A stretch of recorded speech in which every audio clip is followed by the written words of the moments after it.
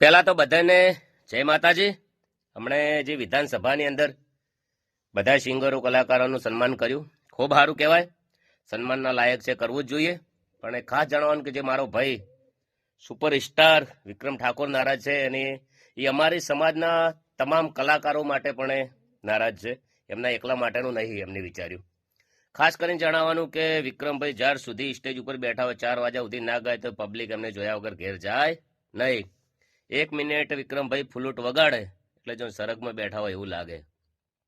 બધી પિક્ચરો ઉપર્યા ઉપર હિટ. અને દરેકને કહું છું કે વિક્રમભાઈને જે મા બાપના આશીર્વાદ પિક્ચર એના અંદર ખૂબ શીખવા મળ્યું છે. અને એ પિક્ચર દરેકને કહું છું કે પરિવાર હંગાત બેસી અને તમે મહિનામાં 2 વાર તો જોવી જ જોઈએ. એટલી સુપરહિટ ફિલ્મ છે એમની. અને ખાસ કરીને કહેવાનું કે કદાચ